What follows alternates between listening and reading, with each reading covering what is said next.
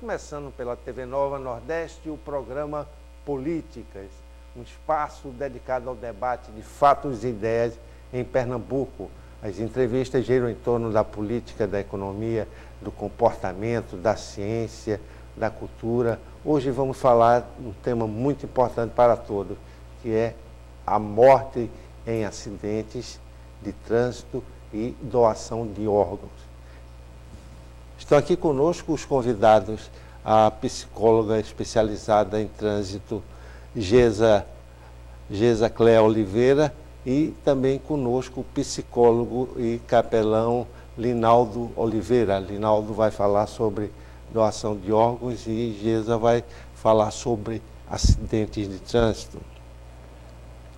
Bem, Gesa, o índice, os números dos acidentes de trânsito aqui na cidade do Recife, mesmo região metropolitana, é um índice muito alto em relação, principalmente, a acidentes com motoqueiros.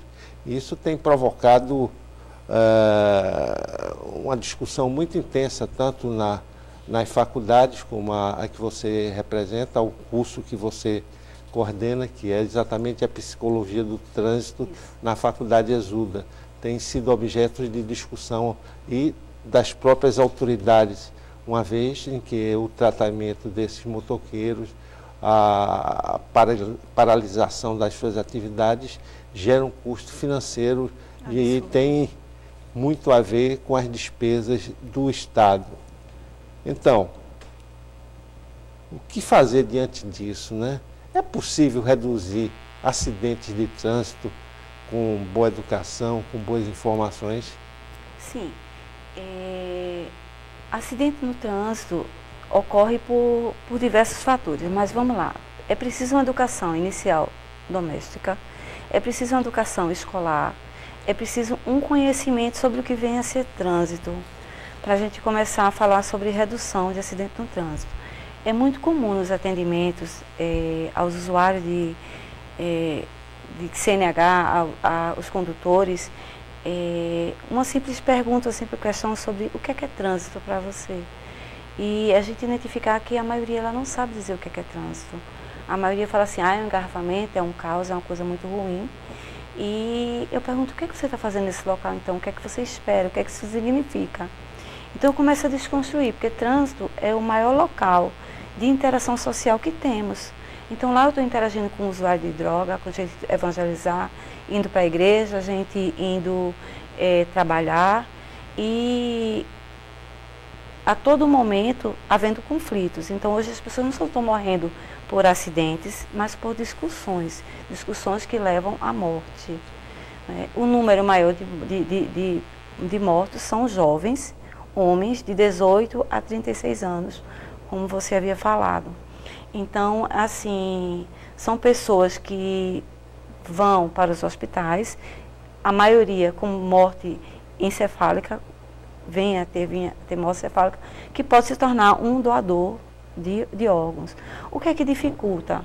Dificulta porque essa morte ela vem tipo surpresa para a família, não é?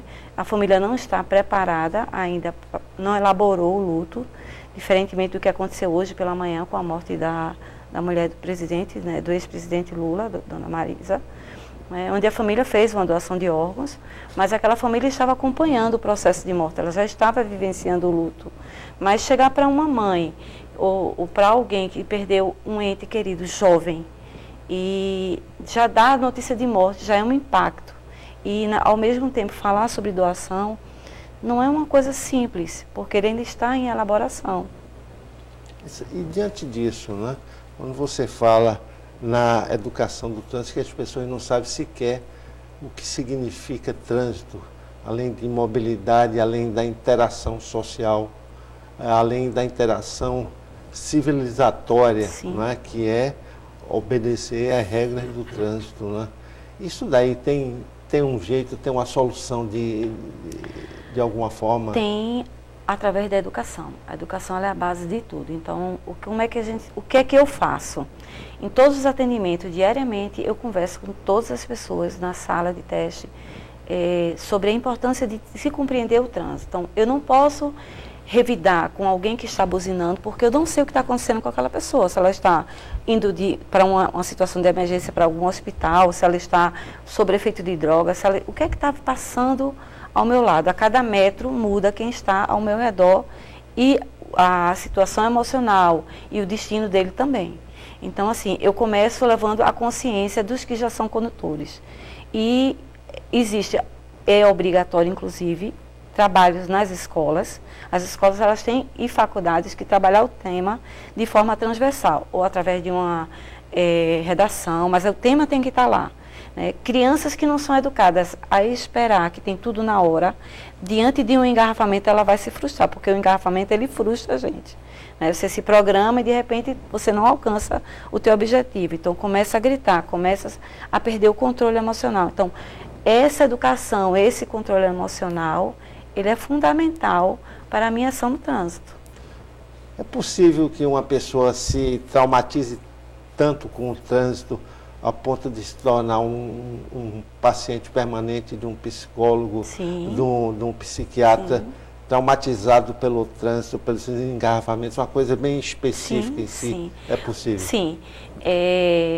Nós temos pessoas com medo de dirigir que já tem CNH e não dirigem. Então, tem clínica especializada para trabalhar com isso. Isso tem a ver com fobia social, porque em algum momento, no trânsito você fica preso, não é? Então, você se sente impotente de sair daquele local. Então, desencadeia esse transtorno do pânico. Tem pessoas que têm crise de pânico ali naquele local. Tem pessoas que têm fobia social. Quando é um acidente, tem medo, fica com claustrofobia, medo de ficar em ambiente fechado, porque em algum momento ele ficou paralisado.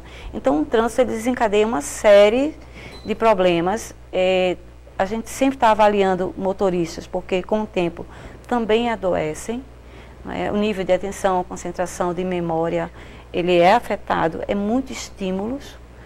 Hoje, o celular agrega e agrava a situação do trânsito, de acidentes. Hoje está praticamente se igualando ao uso do álcool, o uso do celular, relacionado ao número de mortes.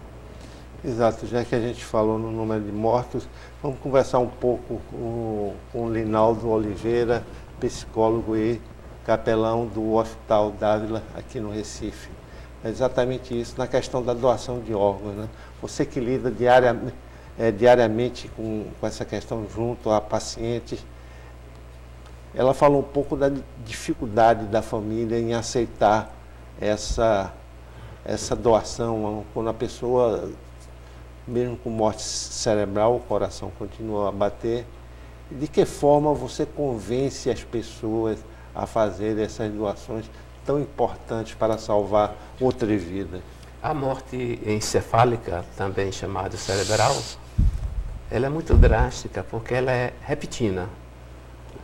Aquele motociclista, aquele passageiro, aquele pedestre, ele deu um tchauzinho para a família e saiu, e de repente o telefone toca, está numa UTI de traumáticos. Um diagnóstico é feito para que este protocolo tenha abertura, começo, meio e fim. Tem que ter o médico da UTI e um neuro. O neuro pode ser antes, pode ser depois, não importa. Não pode ser da central de transplantes. O primeiro abre o protocolo para ver se há sinais de vida no encéfalo. Encéfalo é toda a área acima do pescoço. Não havendo nenhum sinal de vida, ele pede a presença do neuro, no caso, para fechar o protocolo.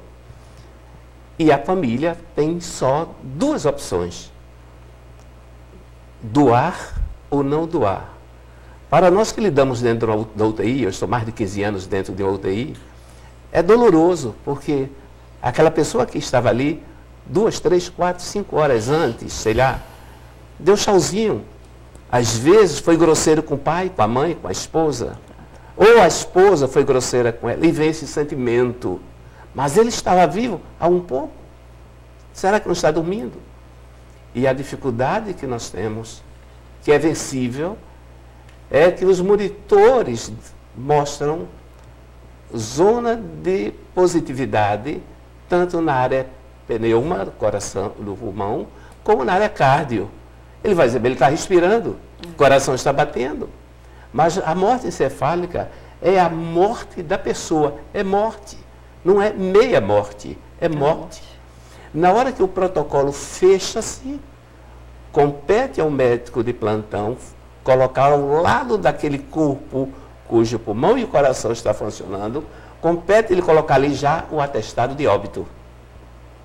Se este corpo vai para o bloco cirúrgico para a doação, por outro procedimento contínuo, o atestado de óbito entra no bloco cirúrgico ao lado, porque aquele paciente está morto, órgãos estão funcionando. Agora, a família doa ou não doa. É aí que nós entramos numa entrevista para que ele tenha oportunidade de chorar a sua dor, derramar a sua lágrima. Eu digo sempre na UTI do hospital onde eu trabalho, a família tem direito de espernear, gritar, chutar o pau da barraca da nossa linguagem, e nós profissionais, muitas ocasiões, precisamos derramar a nossa lágrima isoladamente, lá fora, sozinho. Verdade. Senhor, e agora? O que é que faremos? Quando a família doa, aí é o corre-corre muito grande para encontrar o receptor, a solidariedade, todo o processo de procedimento para quem vai, o que vai e para quem vai. Né? Que aí é algo que vai ser fantástico. Quem doa o órgão daquele que teve morte encefálica é a família que autoriza. Ela não é mais do que aquele que não doa. Ambos têm a mesma dor dentro de si. A nossa esperança é que a família possa doar. Mas quando ela não doa, ela recebe o mesmo carinho, o mesmo afeto. Houve uma queda em doações de órgãos aqui em Pernambuco, em torno de 15% em 2016. E, diante desse trabalho que você e outras pessoas fazem na captação de órgãos, mais da metade dos pacientes recusam fazer essa doação de órgãos. Isso confere com seu dia a dia, seu cotidiano? Como disse minha colega, a desinformação ou a ignorância tem contribuído para a abstinência ou diminuição muito grande de doações. Porque alguém pergunta, o coração está batendo. Ele vai sentir dor. Muitas ocasiões, até a equipe médica se constrange. Alguém diz assim, não vai doar, eu posso desligar, e vai desligar, ele vai morrer. Exato. Outra forma que ocorre muito no procedimento de doações são as informações dos profissionais. Olha, seu familiar está morto. O atestado está lavrado. Compete desligar o equipamento que está sendo preservado para garantir esta transferência desses órgãos para quem de direito venha receber oportunamente. Porque aí é uma série de sorologia, uma série de exames múltiplos no corre-corre muito grande. Mas se a família não faz a doação, por quê? Aliás, é interessante que a gente pense assim, eu trabalho na UTI, eu tenho ligação com a emergência, eu estou com um paciente com morte encefálica e a família não doa e pede que não desligue e a gente pode segurar. Muitas ocasiões, a atitude humana de segurar é para que eles tenham mais tempo para que dor. ele possa elaborar. E lá na emergência diz, chegou um paciente, código azul, urgência, precisa da UTI. Aí eu digo, a UTI está lotada. E a família descobre que aquele paciente está em morte encefálica, a família está na emergência, vai nos acusar de não ter socorrido. Esconder um cadáver na UTI, ou seja, ocultação de cadáver, porque tem alguém precisando dele. Então, fechou o protocolo, paciente entrou em óbito. Vamos fazer um pequeno intervalo, desculpe, Teresa. Daqui a pouco a gente volta para continuar a nossa conversa e está melhorando cada vez mais esse importante tema que é a doação de órgãos e acidentes que levam de trânsito, que levam à morte. Daqui a pouco a gente volta.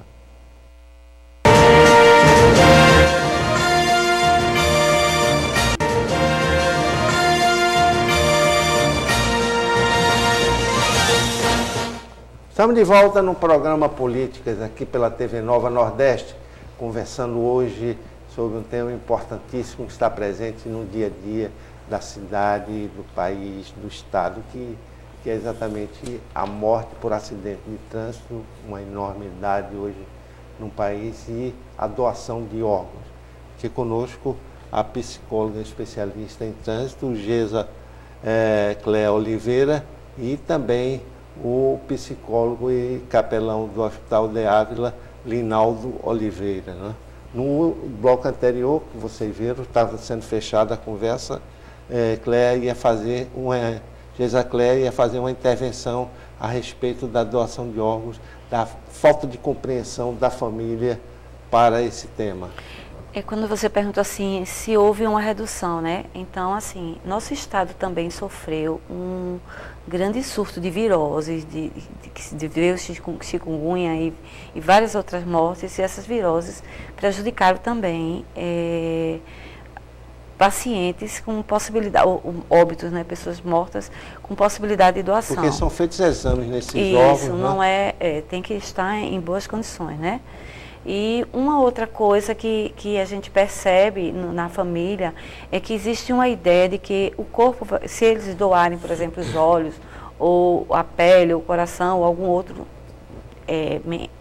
membro ou parte funcional do corpo, esse corpo vai voltar mutilado. Eles acreditam que vão receber um corpo mutilado. E o pessoal do transplante, eles têm muito cuidado. Então, por exemplo, nas córneas, eles colocam prótese. Os olhos geralmente estão fechados. Então, não tem como perceber que foi retirado nada. Então, assim, é importante que fique tranquilo. O corpo vai voltar para vocês como se tivesse intacto.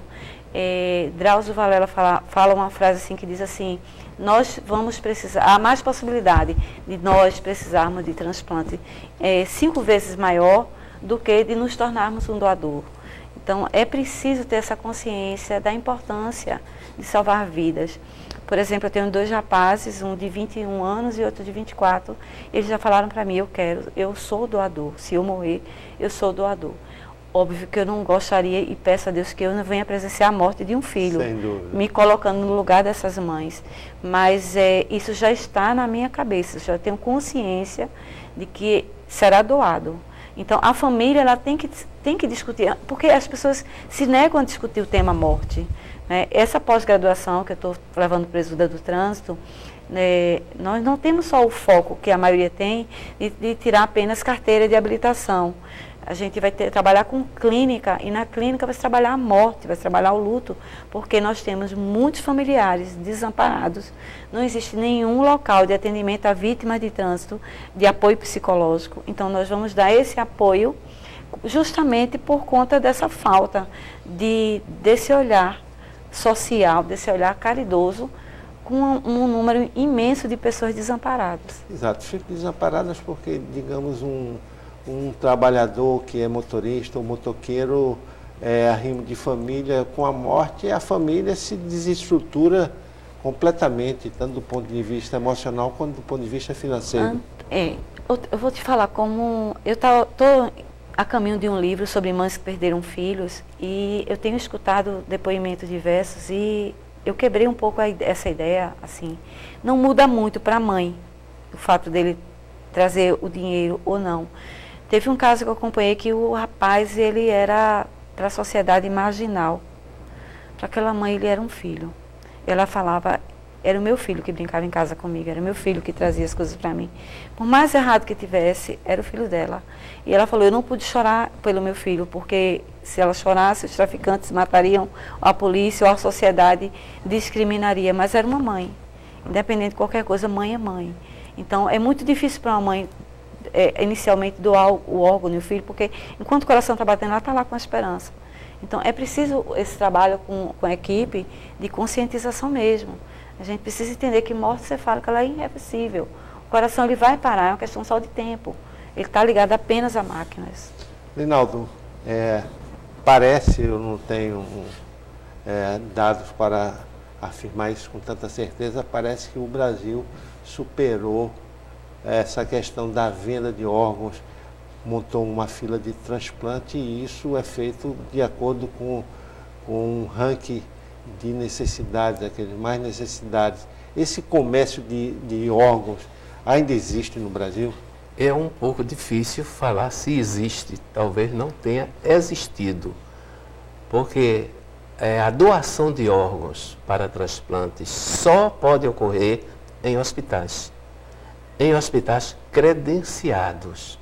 O hospital credenciado para transplante requer o cumprimento de determinadas e múltiplas normas e de instrumentalidade para a efetuação desses transplantes. Ainda é preciso que esse hospital tenha pelo menos 80 leitos. Então, há dois tipos de morte que podem ocorrer em termos de doação.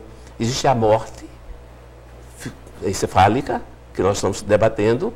Existe a doação que não se constitui de órgãos em que o doador esteja morto. Uma pessoa viva pode doar uma córnea, pode doar um dos rins, pode doar parte do fígado, exato, pode doar parte do pulmão. Há familiares seus sem precisar entrar em fila de espera. E se não for familiar, com autorização jurídica, compreende? Agora, não pode ocorrer em unidade, em clínica, em hospital, em canto nenhum, o transplante de órgãos de um corpo para um paciente que não seja através de um protocolo de abertura e fechamento de protocolo dentro de um hospital, onde todos os meses prestamos um relatório diário de todos os óbitos, não só dos possíveis doadores, de todos os óbitos, a quem de direito, porque somos rastreados e prestamos relatório. Então, para mim, eu tenho dificuldade de acreditar que ainda seja possível, porque todos os equipamentos para um transplante, que não seja no modo grande, enorme, de coberturas, para dar o suporte, que a efetivação seja positiva, requer realmente uma hospitalização bastante intensa. Houve um caso aqui em Pernambuco, saiu na imprensa anos atrás, em que alguns pernambucanos mais humildes, mais pobres, eram levados para a África do Sul e de lá eram retirado um dos rins, para exatamente ser vendido no mercado internacional de lá, né? Isso aqui no Brasil não ocorre, não existe um mercado clandestino disso, não. Não se tem notícia oficial. Outro dia eu vi uma notícia de um paciente que teve morte encefálica e que voltou. Você investiga um site duvidoso, fato não é real, porque no mundo inteiro, até ontem, que eu saiba, não tem um caso de morte encefálica que o paciente retornou à vida. Todos é a morte irreversível, mais real do que a morte cardio. Então, é dificílimo se acreditar ser possível esse tráfico de órgãos no Brasil. Agora, feito lá fora, a história é muito diferente. Exato, pelo menos isso, né? A gente fica tranquilo. O sistema único nosso é muito estruturado, é muito organizado. Para você ter ideia, existe orçamento hoje para tudo com redução. Não existe redução para a questão de doação de órgão. A pessoa que doou o órgão, entendeu? Morte encefálica é um cadáver. A família não precisa de sustento. Mas aquele que recebeu o órgão, enquanto ele viver na Terra, ele tem o suporte do SUS durante toda a sua existência, sem nenhum custo adicional monetário e financeiro para ele. E o que fez doação também em vida, né?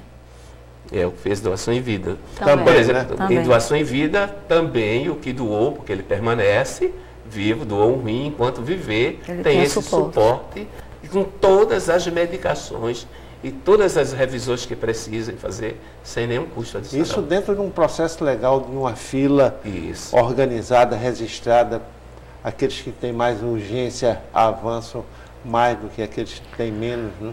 Hoje existe uma Não, ela não fiscalização avança. grande, né? Ela é o seguinte, são as prioridades. Por exemplo, a doação de um coração. Qual é o fenotipo da pessoa em termos de peso? Qual é a dimensura e o tamanho deste coração para aquela pessoa? Então, todos esses exames são sendo feitos e a fila está correndo para ver qual é a pessoa mais urgente que precisa, Que se se pode adequa, receber aquele órgão naquele momento. E às vezes o aviãozinho, o helicóptero, o carro que sai daqui para João Pessoa, vai buscar em João Pessoa, vai buscar em Maceió, é aquele corre intenso, a gente passa normalmente, no mínimo 24 horas para liberar o corpo que doou, após esse procedimento, para começar o procedimento de transplante. Inclusive o presidente Michel Temer determinou à Força Aérea Brasileira que pusesse à disposição dos transplantes um avião para fazer exatamente essas viagens. Aqui no estado. Aqui eu estava lá em Petrolina, e lá naquela semana estava lá o avião da FAB que tinha feito exatamente esse procedimento. Exato. Então isso é muito, muito importante. E do ponto de vista da educação, ela falou na educação para o trânsito, existe também uma forma de educar para a doação de órgãos? É interessante a sua pergunta, porque, por exemplo, há uma mitologia muito grande em cima da crença, da fé, da religião. Você é capelão, né? Isso. É um religioso. Isso. Estudei aqui, estudei fora do Brasil. Todas as religiões, sem exceção, é uma questão sine qua non, todas elas são favoráveis à doação. Inclusive os testemunhos de Jeová. Eles não são favoráveis à doação de sangue. Nenhuma religião. Os judeus mais ortodoxos, eles querem ver, eles querem estar próximo. Eles não permitem nenhuma benesse do que doa em razão da família, do que recebe. E também a lei não permite. Então não há discussão, porque todas elas pregam a solidariedade, o perdão, o amor, a paz. Isso é a base de qualquer religião sadia. E a doação de órgãos é exatamente uma atitude dessa. Então não há dificuldades. Pela vivência de vocês, a pessoa que recebe um órgão também deve ter um acompanhamento psicológico, porque de repente o coração de outra pessoa está batendo nela, está com fígado novo, com um rim novo. Essa pessoa tem que ser acompanhada psicologicamente. Olha, há um tempo atrás não havia esse acompanhamento. E a gente tem casos de paciente que recebeu córnea e depois de enxergar o mundo colorido, ele teve um sentimento de culpa, de não ser digno de ver o que estava vendo, e ele, com as próprias mãos, tentar imiscuir e tirar seu globo ocular. Hoje não. Hoje a gente procura ver que suporte quem doa, que suporte quem recebe, mas às vezes não dá tempo. O paciente, quando chega na fila de espera, já tem na semana seguinte, mais alguns dias, alguém que pode preencher o que não dá tempo. Então ele vai ter o suporte posterior. Mas esse é o ideal. Agradecemos aqui a presença dos psicólogos Geisa Cléa Oliveira e Linalda Oliveira.